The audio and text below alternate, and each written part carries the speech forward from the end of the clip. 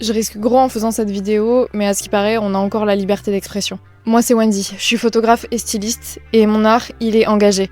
Il est pas de droite, il est pas de gauche, mais il est bien anarcho. Je vais faire très attention aux mots que je vais utiliser parce que je suis déjà allée en garde à vue pour avoir donné mon avis politique.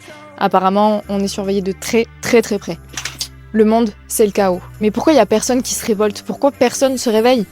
Parce qu'on leur mange dans la main, dans leur putain de main. Je vais parler que de mon pays parce que je me sens pas légitime de parler pour les autres pays. Vous trouvez ça normal qu'on se révolte pour l'essence qui augmente et pas pour le fait qu'on soit dirigé par des pédophiles?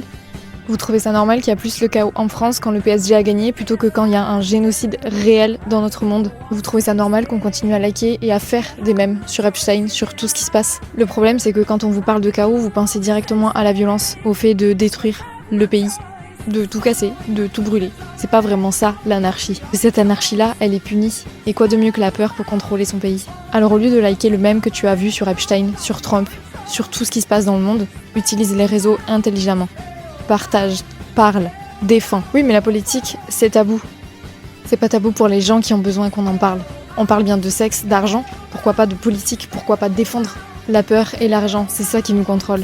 Et vu que la peur, on peut pas vraiment la gérer, vu que les réseaux, ça prend une ampleur monumentale, les médias aussi, mais l'argent, ça, on peut le contrôler.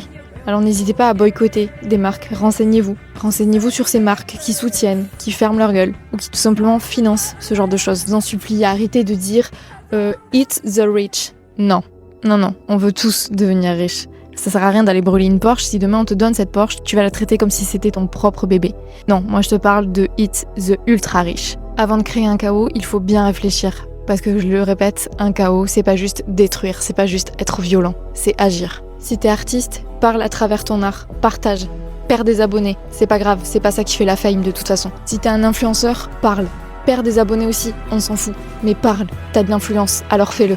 On a les capacités de le faire, alors faisons-le. Et arrêtons d'avoir peur, créons notre propre chaos.